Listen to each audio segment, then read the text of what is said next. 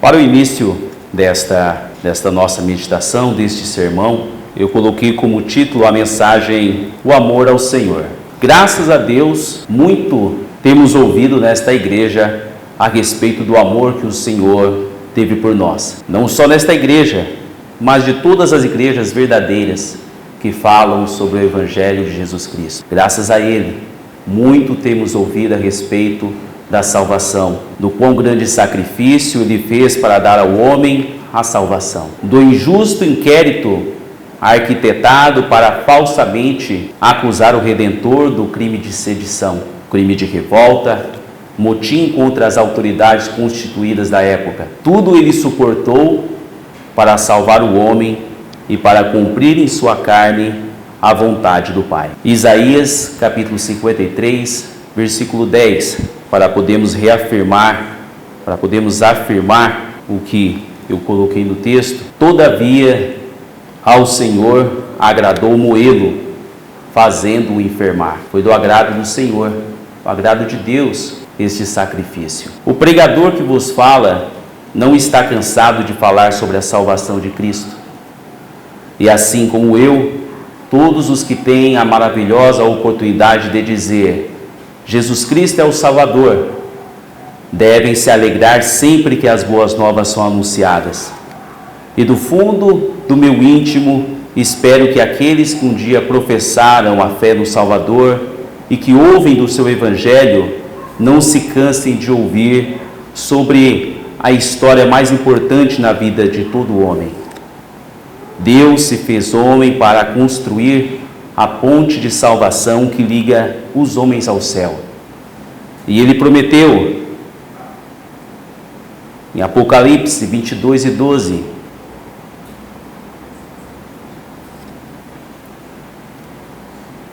e eis que cedo venho, e o meu galardão está comigo, para dar a cada um segundo a sua obra.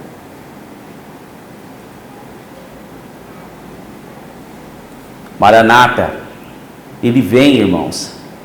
Temos que ter esta plena convicção daqueles que um dia foram iluminados pelo Evangelho. E empenhemos nossos corações e mentes para, com os olhos do Espírito, analisarmos o fato da vinda de Cristo. O fato da vinda de Cristo a este mundo.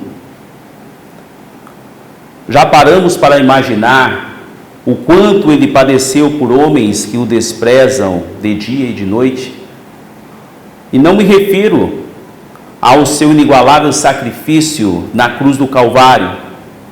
Me refiro à abdicação da sua glória, da escolha para ser atormentado em um mundo de trevas, da escolha por ouvir murmurações e blasfêmias, do que o canto angelical dos anjos e querubins, de deixar as ruas de ouro e cristal para ser arrastado com fome e sede por um caminho de dor e sangue, da escolha em deixar um mundo de adoração para ser vilipendiado, e com todas as suas forças, Jesus Cristo amou a cruz do Calvário. Ele deixou o seu mundo celestial para habitar com os escravos do pecado. Ele deixou sua habitação de beleza imensurável para viver como um sem-teto. Mateus capítulo 8, versículo 20.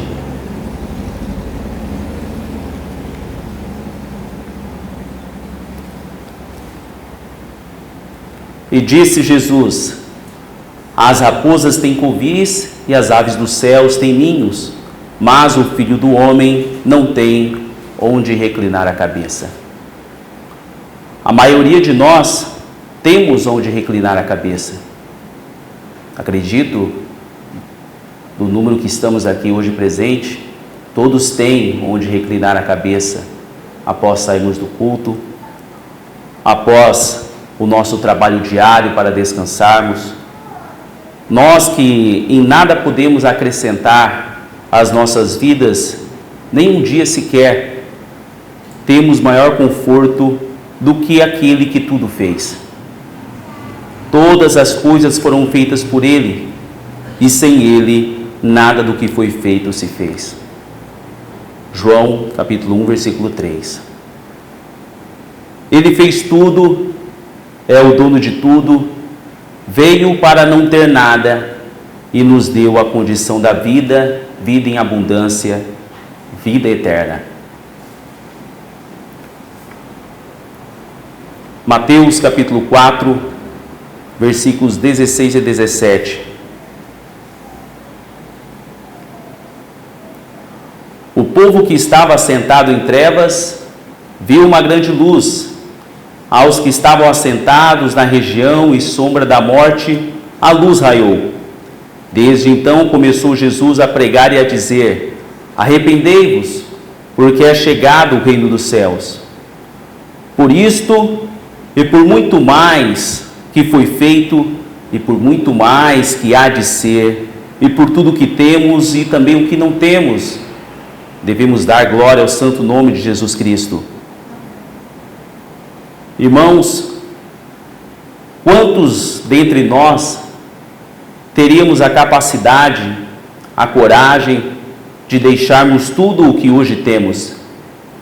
Filhos, mulher, trabalho, casa, carro, enfim, tudo, e irmos viver nas ruas periféricas de São Paulo, nas favelas do Rio de Janeiro, no Vale do Jequitinhonha,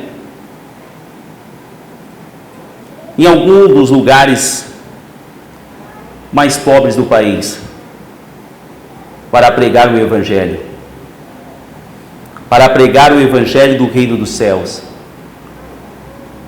E não nos preocuparmos com carreiras profissionais, com realizações pessoais, com o que havemos de vestir, comer e beber, para vivermos entre os miseráveis, os deficientes físicos, os viciados, os lunáticos, ladrões de toda espécie, e estarmos dispostos a sofrer todas as consequências que certamente viriam contra a nossa carne, para falar do Evangelho do nosso Salvador e Santo Jesus Cristo? O Senhor certamente nos deixou um espírito pronto para o servi-lo. No entanto, nos falta ainda o aperfeiçoamento, a santificação necessária para que Deus olhe para os nossos corações e veja a disposição latente em servi-lo, antes de nos servirmos, de fazer a sua vontade em depreciação da nossa vontade. Se o Senhor exigisse tudo o que temos e as coisas das quais mais valorizamos para sacrifício imediato por seu santo nome, deveríamos fazer imediatamente e ainda assim continuarmos a nos sentir devedores.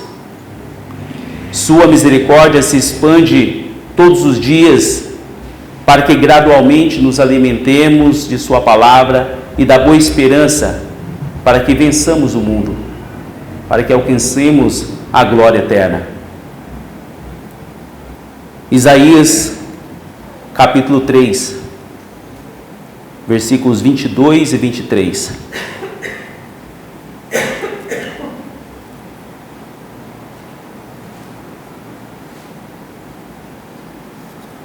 As misericórdias do Senhor são a causa de não...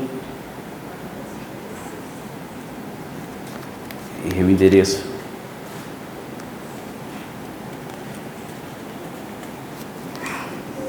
Isaías. Jeremias. Os irmãos me ajudem aqui. Eu acho que é Jeremias. 3, 22, 23. Jeremias.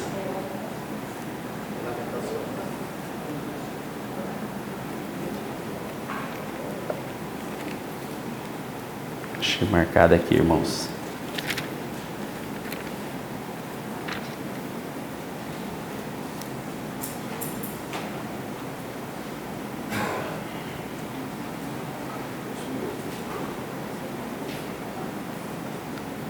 Senhor,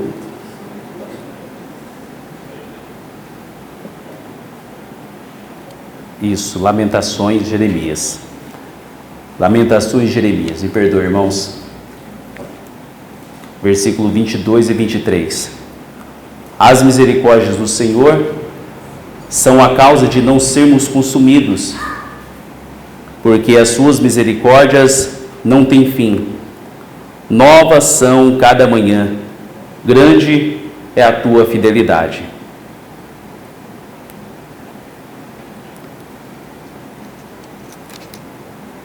O Senhor nos quer por completos. Ele quer nossa obediência e fidelidade. Ele quer que um dia estejamos com os nossos corações quebrantados e preparados ao ponto de, enfim, semelhante a Cristo, vivermos unicamente para o seu Evangelho. Vivermos para a honra e glória somente do seu santo nome. Ele quer que a luz do Espírito Santo que Ele nos deixou resplandeça em nosso interior e ilumine a mente e o coração dos homens que ainda estão nas sombras. Sim, Ele quer que demonstremos um genuíno amor pelos pecadores para que vejam em nós a vitória no sacrifício de Jesus Cristo. E isso, irmãos, só é possível quando nos dispomos a obedecer a Deus. O amor ao Senhor está intrinsecamente ligado à obediência. Amar a Deus implica obedecer. Obedecer à sua palavra, obedecer ao que Ele nos indica para o que fazer. Muitos podem perguntar, mas o que eu preciso fazer? É por isso que Ele nos deixou a sua palavra, para que saibamos os seus propósitos.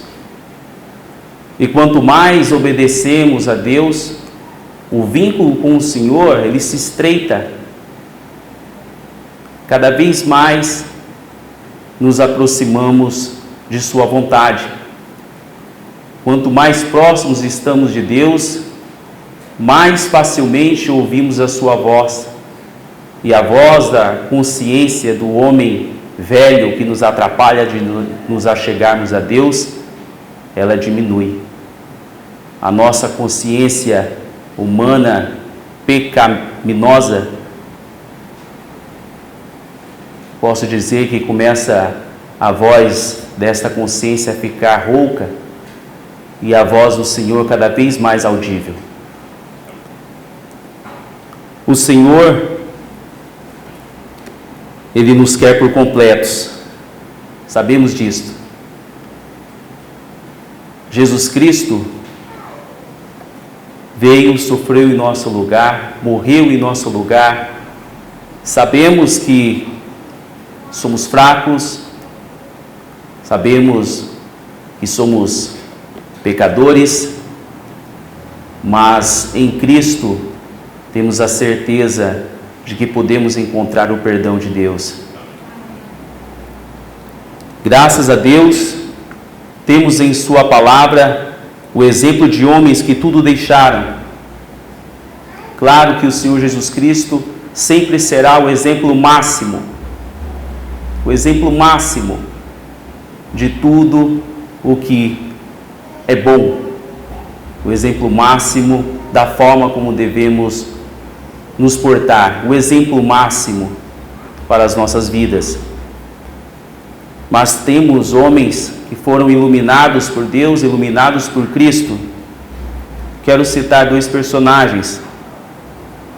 Homens que deixaram eminência, poder, status social, conforto, riquezas, para cumprir com a vontade de Deus.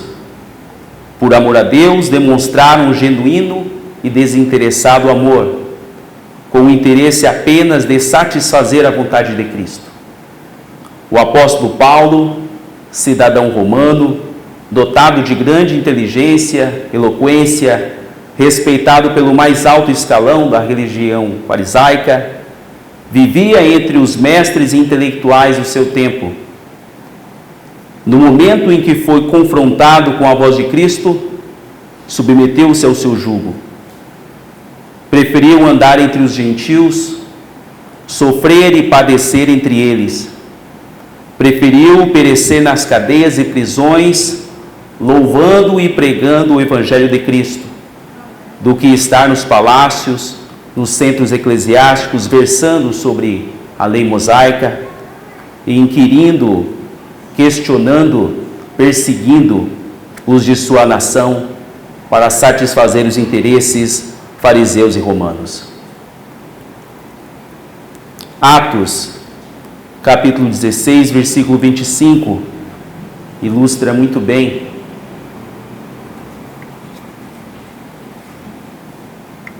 E perto da meia-noite, Paulo e Silas oravam e cantavam hinos a Deus, e os outros presos escutavam.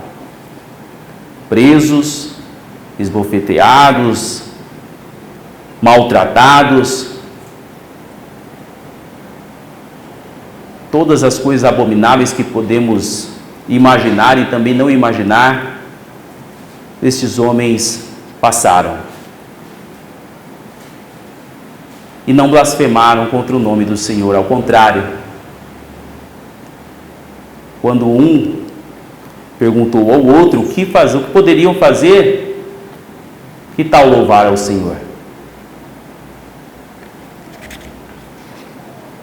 Pelos mares navegou, estando preso, naufragou, foi injuriado, cuspido, maltratado e manteve sua fé íntegra, absoluta, confiando na glória do porvir.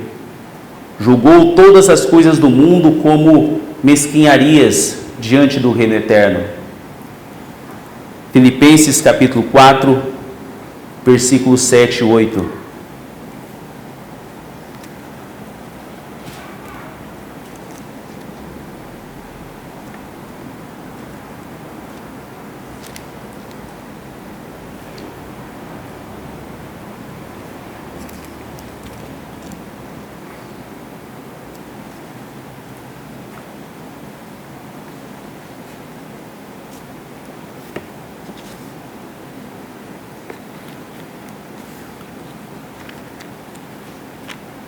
Os irmãos vão me desculpar, mas o texto é: mas o que para mim era ganho, reputei-o perda por Cristo, e na verdade tenho também por perda todas as coisas, pela excelência do conhecimento de Cristo Jesus, meu Senhor, pelo qual sofri a perda de todas as coisas, e as considero como escória, para que possa ganhar a Cristo.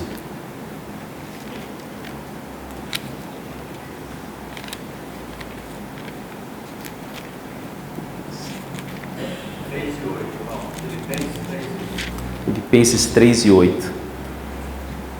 Perdoe, irmãos, eu marquei na Bíblia um versículo e coloquei outro na anotação. Filipenses 3 e 8, 7 e 8. Mas o que para mim era ganho, reputei-o perda por Cristo, e na verdade tenho também por perda todas as coisas, pela excelência do conhecimento de Cristo Jesus, meu Senhor, pelo qual sofri a perda de todas estas coisas e as considero como escória, para que possa ganhar a Cristo. Um segundo exemplo que eu trago aos irmãos do amor e da obediência ao nosso Senhor. Falemos de Moisés, intitulado até por historiadores, por muitas pessoas, como o príncipe do Egito, criado entre a realeza, instruído pelos mais nobres e sábios homens de seu tempo, cresceu e viveu como um homem que se preparava para lidar com a expansão do império de Faraó. Moisés foi confrontado pelo sangue hebraico que corria em suas veias. Moisés, que era conhecido como filho da filha de Faraó, preferiu ser o filho da escrava do império que servia.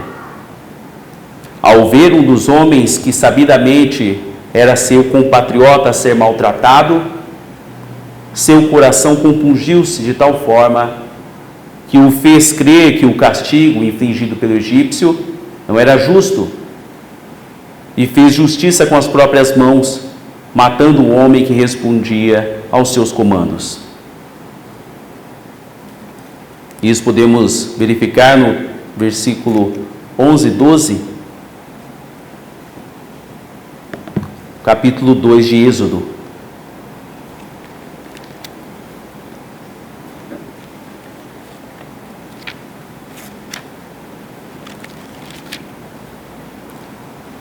Moisés, com as próprias mãos, matou um homem. Não estamos aqui para julgar o assassinato cometido por Moisés, mas com certeza, irmãos, ele foi compungido dia a dia, mesmo já em idade madura, pelo Senhor, para que em algum momento ele se rebelasse contra aqueles que infligiam tortura, que infligiam dor aos de sua pátria.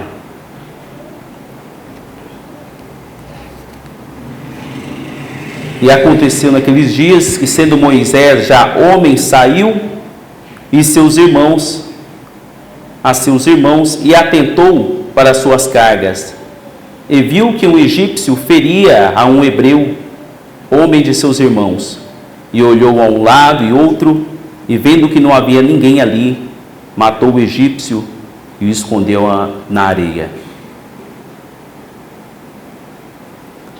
Deixou riquezas, carruagens, atmosfera palaciana, para viver entre os escravos, para andar pelo deserto em busca de satisfazer a vontade de Cristo, mesmo que Cristo ainda não tivesse vindo. Interessante isso, irmãos. Pois tudo aponta para o nosso Salvador. Todas as histórias que lemos e tomamos conhecimento no Velho Testamento, desde a criação do mundo, temos a certeza que tudo aponta para Cristo. E este exemplo de Moisés não é diferente. A condução do povo hebreu para mais tarde tornar-se Israel, tornar-se a nação escolhida e chegar-se à linhagem de Judá, e Jesus Cristo vir para todo o mundo, tudo tem a ver com a obediência que Moisés prestou ao Senhor. Pois tudo, absolutamente tudo, aponta para o nosso Senhor e Salvador. Porque dele, por ele e para ele são todas as coisas. Glória, pois, a ele eternamente. E nenhum destes homens que julgaram tudo o que tinham por escória ante a glória que estava por vir, alcançando ou não a promessa pelo tempo que estiveram na terra, nenhum deles, ainda que crucificados, mutilados, decapitados, entregues às mais terríveis tormentas, lançaram mão do arado e retrocederam. Pelo contrário, todos, ainda que desfalecidos, apresentaram-se à morte diante dos olhos de todos, com vigoroso espírito, preenchidos de fé e amor ao seu Criador e Salvador. Deuteronômio, capítulo 34, versículo 7. Este versículo não passei o irmão, mas eu quero ir até lá. pois eu creio que tudo que o Senhor nos deixou escrito é por um propósito. Deuteronômio capítulo 34, versículo 7. Era Moisés da idade de 120 anos quando morreu. Os seus olhos nunca escureceram, nem perderam o seu vigor.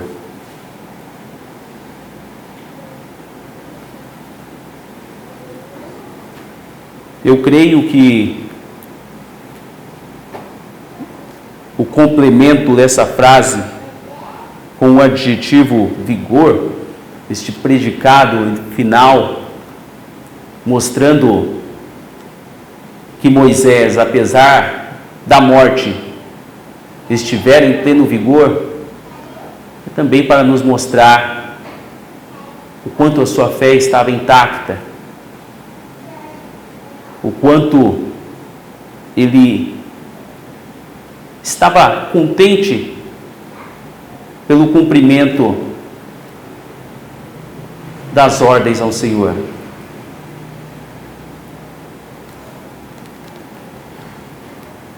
Um outro e último versículo que eu deixo aos irmãos esta noite,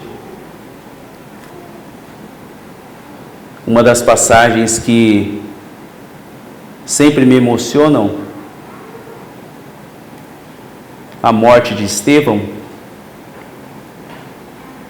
em Atos capítulo 7, versículos 55 e 56. Mas ele, estando cheio do Espírito Santo, fixando os olhos no céu, viu a glória de Deus e Jesus que estava à direita de Deus, e disse: Eis que vejo os céus abertos e o Filho do Homem que está em pé à mão direita de Deus. É possível isso, irmãos? Eu creio que sim. Eu creio do fundo do meu coração que isso é possível. Visualizarmos Jesus Cristo à mão direita do Senhor. Visualizarmos a vida eterna. Eu creio profundamente que a obediência que nos leva a amar a Deus. Apesar de muitas vezes cairmos, errarmos, devemos ter a completa convicção que não existe outro caminho para nos aproximarmos de Deus que não seja por meio da obediência.